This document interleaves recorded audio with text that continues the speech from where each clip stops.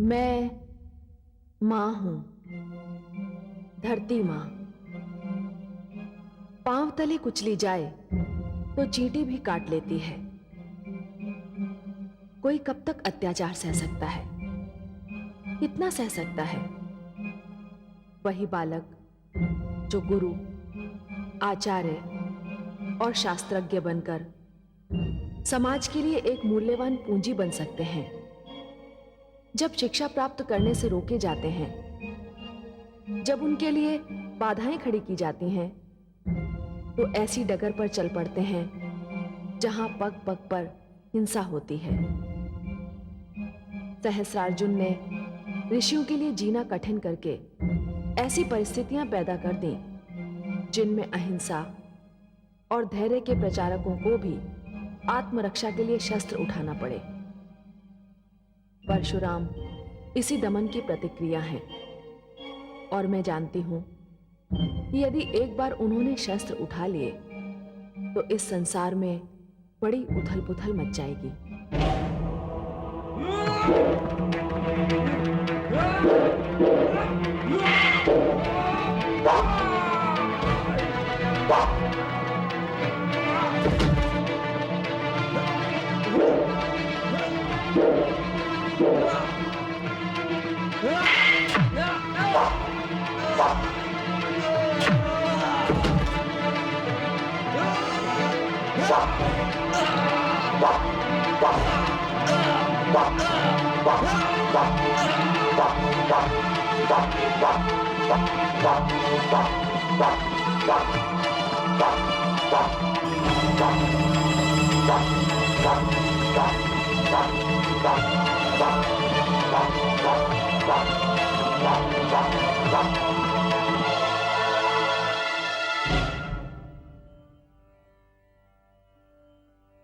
शस्त्र तो अपना कार्य कब का कर चुका वत्स। तुम्हारा बैरी मृत्यु को प्राप्त हो चुका है, परंतु तुम्हारा क्रोध अभी तक शांत नहीं हुआ। हे शिव, मैं आपको पहचान गया।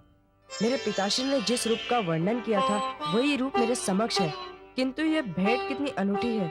मैं तो समझ रहा था कि मैं दुष्ट सहस्त्रार्जुन के सैनिकों से दूर भाग रहा हूँ, परंतु मुझे ये ज्ञात नहीं था कि मैं वास्तव में आपकी ओर आ रहा हूँ। हे कैलाशवासी, मेरा प्रणाम स्वीकार कीजिए।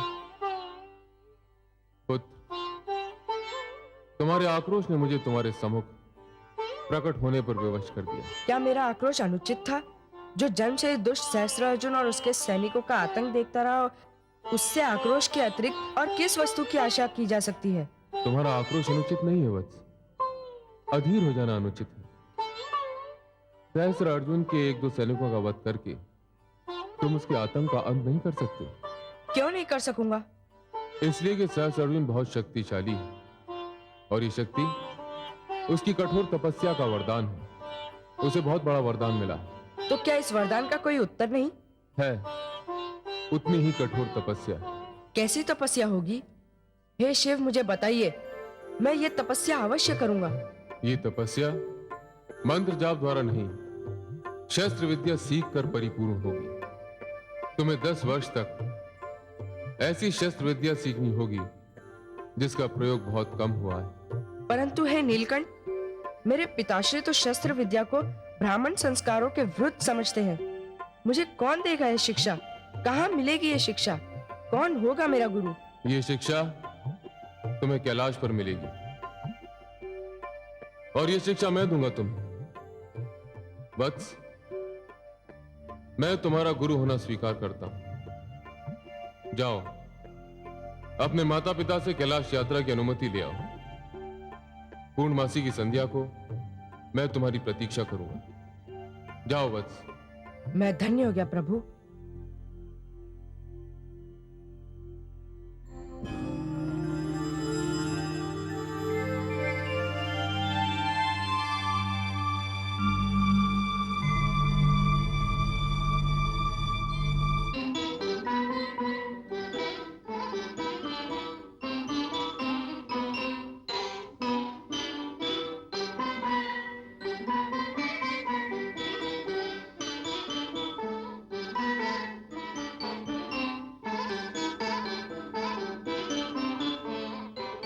इस अचानक निमंत्रण का कारण समझ में नहीं आया।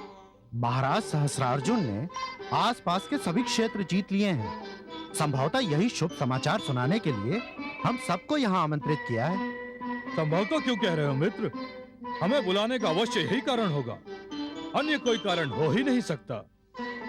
विराजिए, आइए। आइए।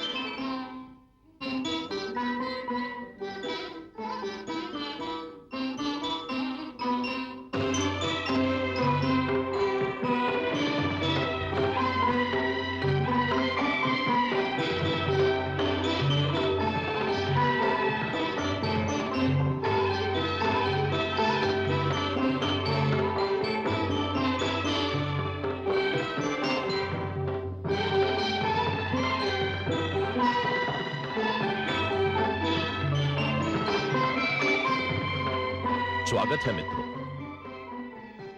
हम आपके स्वागत के लिए पलके बिछाए बैठे थे। हम आपको एक शुभ समाचार देना चाहते थे। हम वो शुभ समाचार सुन चुके हैं महाराज। हम तो स्वयं आपको बधाई देने के लिए आना चाहते थे महाराज। महाराज, आपकी शक्ति के समक्ष समस्त शत्रुओं के सिर झुक चुके हैं। इसका एक कारण है मित्रों। वो कारण तो दिखाई नहीं देता, परंतु भगवान दत्तात्रेय की अनुकंपा से हमारे सहस्त्र हाथ हैं। इसी कारण हमें सहस्त्रार्जुन कहा जाता है। हमारे हाथों में सहस्त्र हाथों का बल है। दिखाई दें अथवा दिखाई ना दें, हम सब ये जानते हैं कि यदि महाराज सहस्रार्जुन कह रहे हैं तो सर्वथा सत्य होगा। ये सत्य नहीं होता तो हमारे क्षेत्रों में फैले हुए आश्रमों की महिमा कैसे समाप्त होती? ऋषियों का बल और साहस कैसे टूटता? और 25 शक्तिशाली क्षेत्र आपके चरणों में शीश कैसे नवाते? उनके राज्य आपके राज्य का अंश कैसे बनते? और अब तो ऐसा कोई बचा भी नहीं है जो आपके समक्ष अपना सिर उठा सके। यही तो तुमसे चूक होगी मित्र।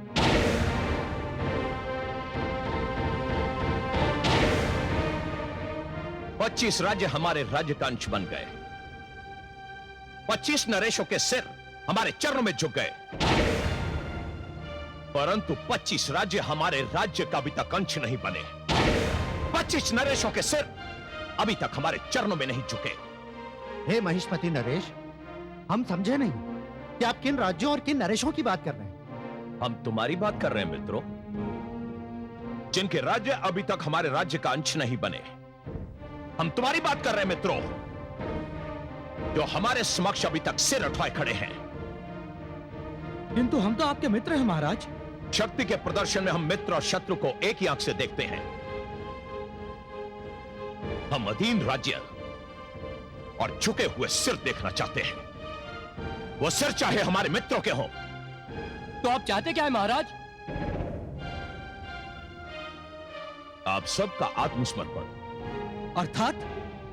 अर्थात कि आप सभी अपने अपने राज्य को महेशपति नरेश के प्रति समर्पित कर दो और हमारी अधीनता स्वीकार कर लो। यह धोखा है। नाम में क्या रखा है मित्रों? हमारे आदेश का जो भी नाम भला लगे वही रख लो, परंतु हमारे आदेश का पालन अवश्य होना चाहिए।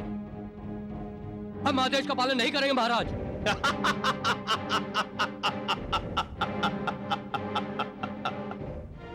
तो फिर क्या करोगे मित्रों?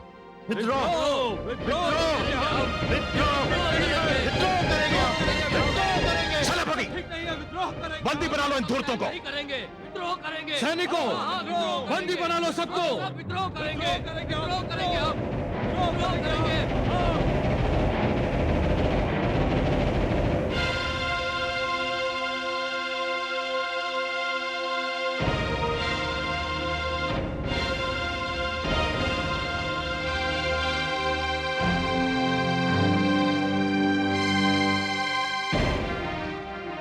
आज हम तुम्हारा कुछ नहीं बिगाड़ सकते सहस्रार्जुन। बना लो हमें बंदी। हम भवता तुम्हारी मित्रता का इससे हल्का दंड और कुछ नहीं हो सकता। तुमने हमारी पीठ में छुरा घोंपा है, पर इतना स्मरण रहे कि कभी तो हम तुम्हारे बंदीगृह से मुक्त होंगे, कभी तो स्वतंत्र होंगे, और जिस दिन हम बंदीगृह से मुक्त होंगे वो तुम्हारे जीवन का अंतिम दिन होगा। वाह मित्र, तुमने हमें सच्चा मित्र होने का प्रमाण दिया है, हमें उस संकट से अवगत करवाया है जिसके विषय में हमने सोचा ही नहीं था। तुमने सत्य ही कहा है, कभी तो तुम बंदीगृह से छूटोगे, कभी तो स्वतंत्र होगे। लेकिन यह तभी संभव होगा यदि मैं तुम्हें बंदीगृह से छूटने का अवसर दूंगा, तुम्हें स्वतंत्रता का स्वाद चखने का अवसर दूंगा। सेनापति, इन राजाओं को इनकी राजधानी में ले जाकर इनका वध कर दो और घोषणा कर दो कि आज के बाद इनके राज्य वाहिष्ठपति नरेश के राज्य का अंश बन चुके हैं। जाओ। अन्याय है महाराज, ये ठीक नहीं है महाराज।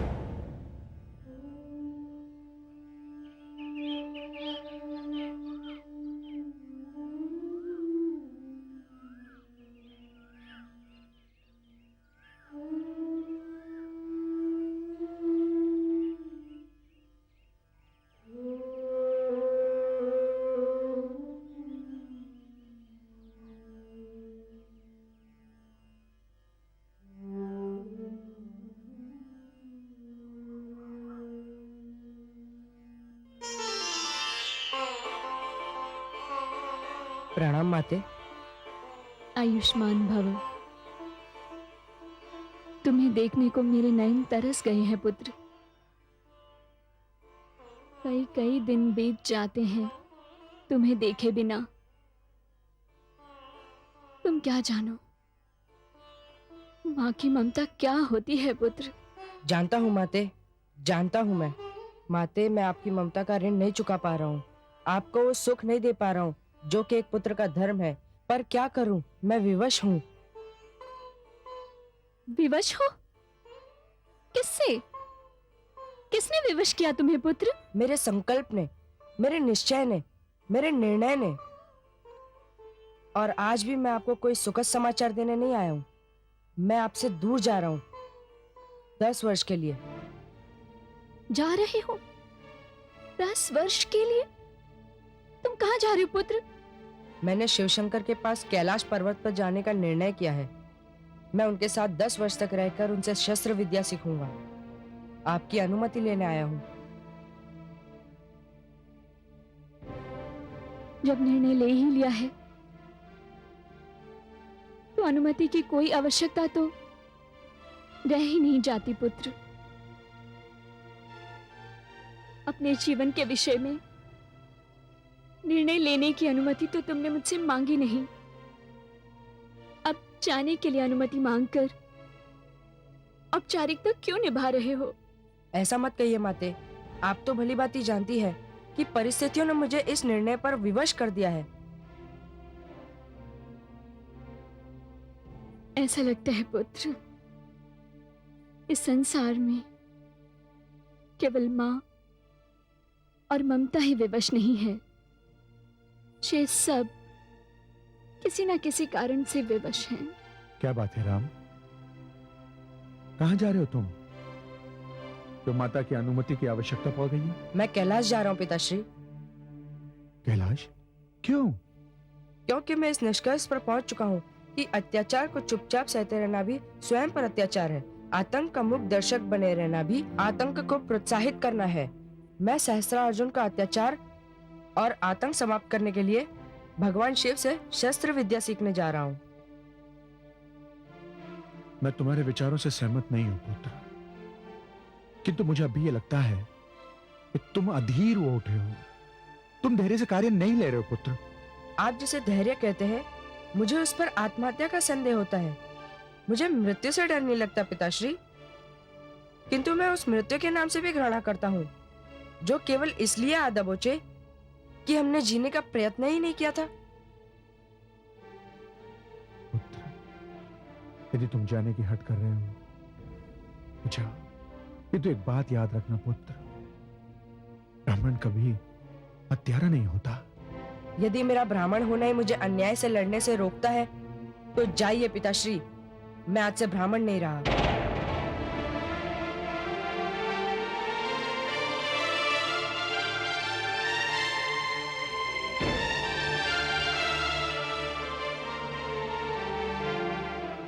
विजय भव पुत्र, विजय भव।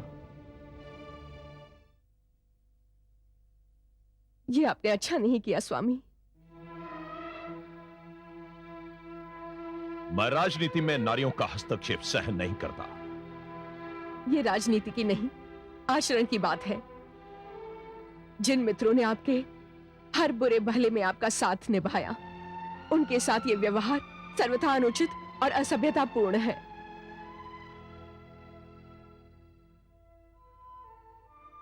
नहीं महारानी, राजा का केवल एक आचरण होता है, सीमाओं का विस्तार और शक्ति की वृद्धि। यह केवल आचरण ही नहीं, राजा का धर्म भी होता है, और मैं केवल अपना धर्म ही निभा रहा हूं। मुझे इस मार्ग पर चलने से रोकने का किसी को कोई अधिकार नहीं।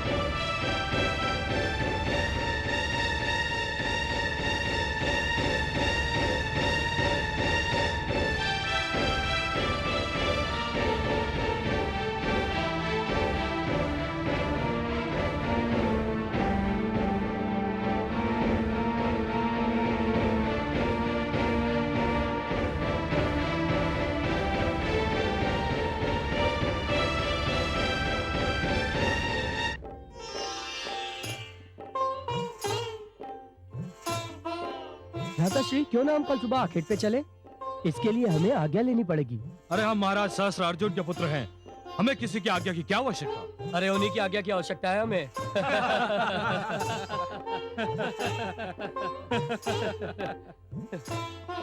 प्रणाम माते। आयुष्मान भव। क्या बात है माते, आप बहुत अधीर दिखाई दे रही हैं। अधीर नहीं, भयभीत कहो पुत्र। भयभीत? किससे भयभीत हैं आप? समय से, भविष्य से। बात क्या है माते?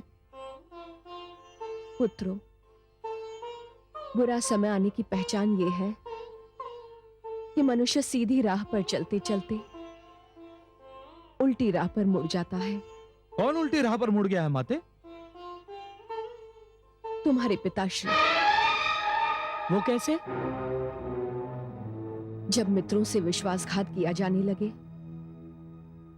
जब सहयोगियों के अधिकार छीने जाने लगे, जब साथ देने वालों का साथ छोड़ दिया जाए, तो जान लो कि समय संकट लेकर तुम्हारी ओर दौड़ा चला आ रहा है। हम अब भी कुछ समझे नहीं माताश्री।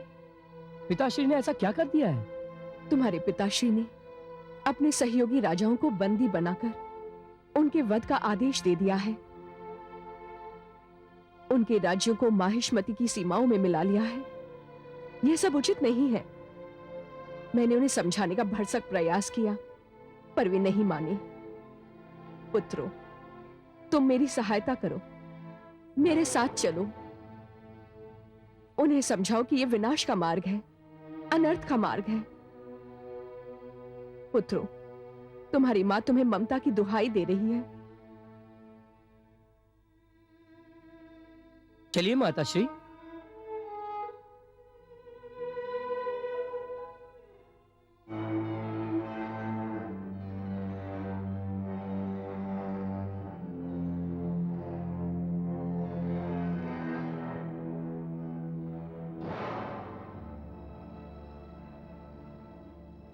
प्रणाम पिताश्री। पिताश्री, हमें आप पर गर्व है। अब तक हम केवल एक क्षेत्र के राजकुमार थे, आपने हमें धरती के एक विशाल अंश का राजकुमार बना दिया। ऐसे प्रतापी पिता का पुत्र होना भी बड़े गौरव की बात है। हम हर मार्ग, हर पग पर, हर समय, हर क्षण आपके साथ हैं पिताश्री। मुझे तुम चारों पर गर्व है। सम्राट सहस्त्र अर्जुन की जय।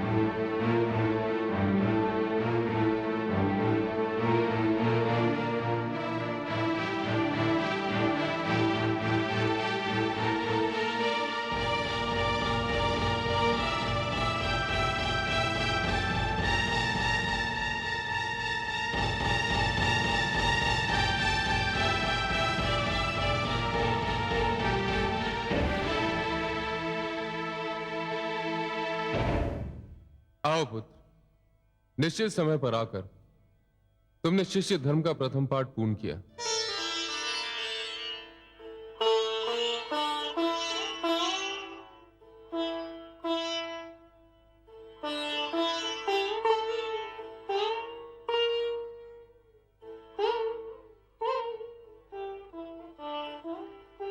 यशस्वी भवा। चिरंजीवी भव। महादेवी, ये जमदग्नि पुत्र राम है और राम ये आचार्य महादेव, माता का परिचय देने की आवश्यकता नहीं है। जिनसे संसार की सारी माताओं को मातृत्व का दान मिलता है, ये वो जगदम्बा है। महादेवी, देखा आपने किस प्रकार हमारा शिष्य हमारे कैलाश को रंगोली से सजाता आया है।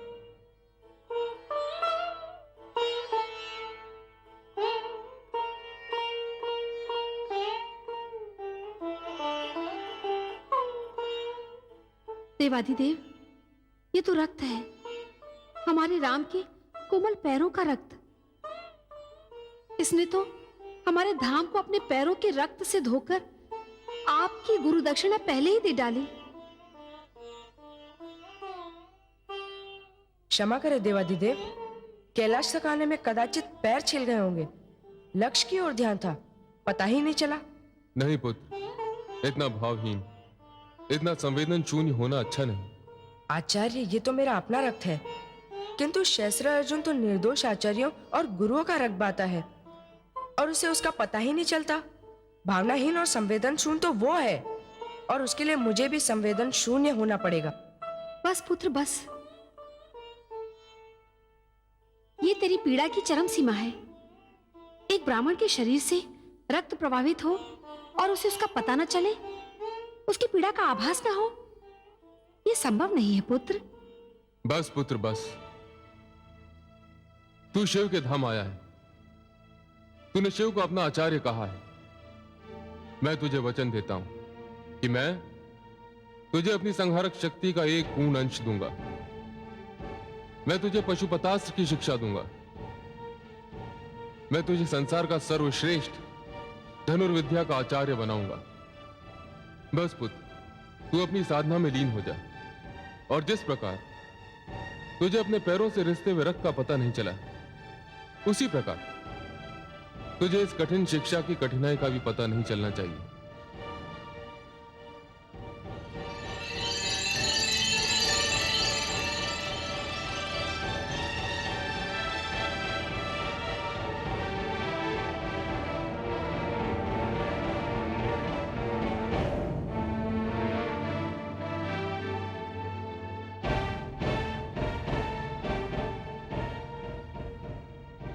हे जमदग्नि पुत्र राम, मैं शिव गुरु शिष्य परंपरा के अनुसार तुम्हें अपना शिष्य स्वीकार करता हूं और वचन देता हूं कि मैं अपने गुरु धर्म का पालन पूरी निष्ठा से करूंगा।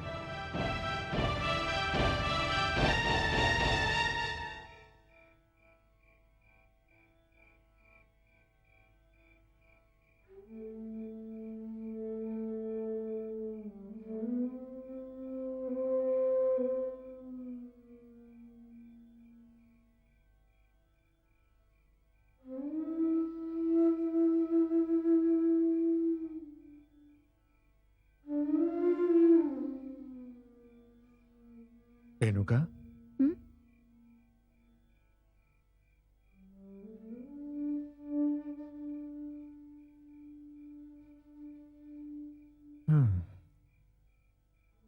क्या बात है प्रिय?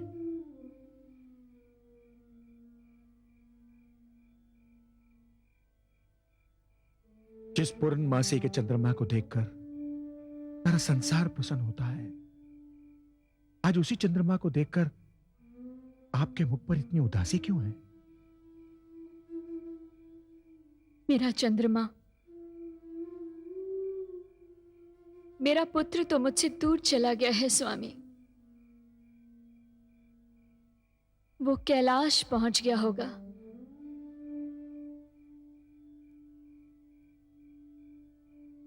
मैं तो चंद्रमा को इसलिए निहार रही थी क्योंकि चंद्रदेव तो भगवान शिव की जटा पर विराजते हैं और इस समय हमारा पुत्र राम भी उन्हीं के समक्ष खड़ा होगा। आप सत्य कह रही हैं देवी, आपका पुत्र मोह उचित है, किंतु एक बात का ध्यान रखना रेणुका, हम आचार्य परंपरा के लोग हैं। पुत्र बिछो में कहीं ऐसा ना हो कि आपका ध्यान हमारे अन्य शिष्यों की ओर से हट जाए। नहीं स्वामी, ऐसा कदापि नहीं होगा।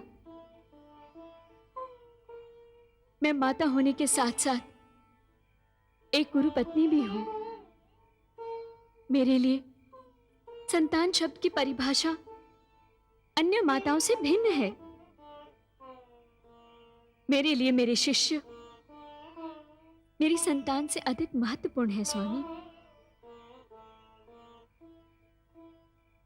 तुम धन्य हो।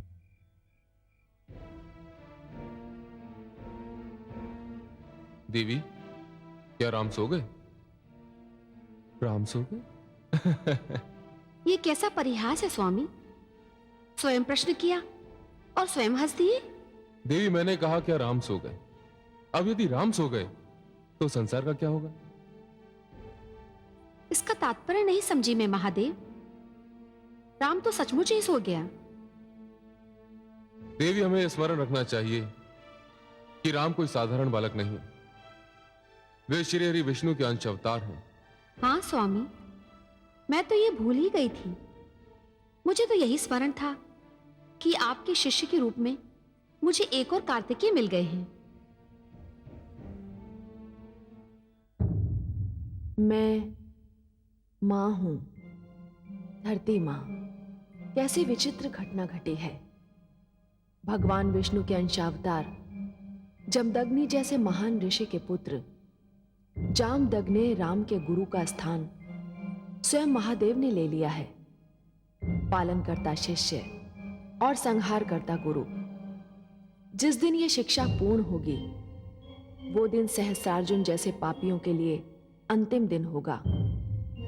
सहस्रार्जुन ने अपने पाप के घड़े को भरने के लिए बलात्कार जैसा जघन्य पाप भी करना प्रारंभ कर दिया था। वो दिन प्रतिदिन अधिक से अधिक शक्तिशाली होता चला जा रहा था। नर्मदा जैसी पवित्र नदी में विभिन्न स्थानों पर उसके जल विहार हुआ करते थे। एक दिन मैंने देखा कि नौका में सहस्रार्जुन रमणियों के साथ विहार करता चला आ रहा है। नर्मदा किनारे उसके सैनिक भागते आ रहे हैं।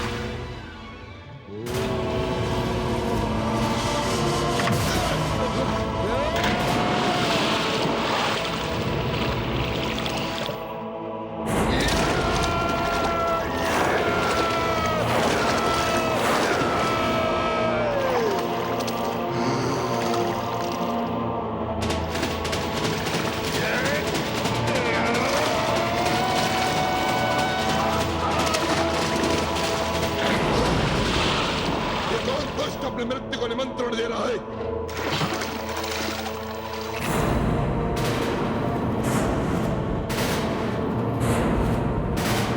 ये किसने काल की कलाई थामने की धृष्टता की है? वो तू है बंधा जिसने लंकापति रावण के साथ ऐसा दुर्व्यवहार करने की चेष्टा की है। नीच, नराधम, इस नर्मदा के पवित्र जल को ऐसे पाप कर्मों के लिए प्रयोग में ला रहा है तू। बंद कर अपना यह प्रलाप। तू मेरे ही राज्य में खड़ा शालीनता और शिष्टाचार को भूलकर इसलिए कर रहा है क्योंकि तू लंकापति रावण है। शीघ्रता से मेरे चरण में गिरकर क्षमा मांग। तू जिन चरणों की बात कर रहा है, तुझे चरणहीन करके इसे नर्मदा में तेरा श्राद्ध कर्म करूंगा। मैं रावण हूं, लंकापति रावण। मैं सहस्त्रार्जुन हूं।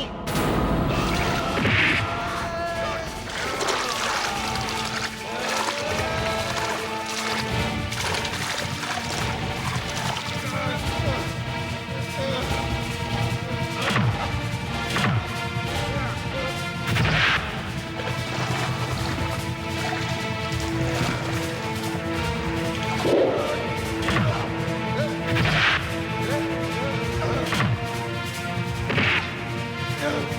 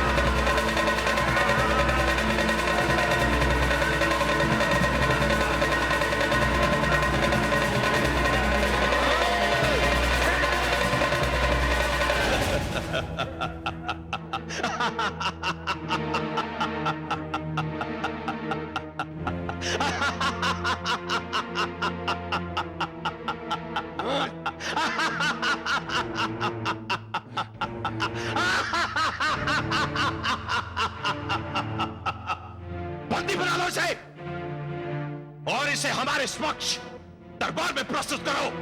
ले आओ इसे। सहस्त्रार्जुन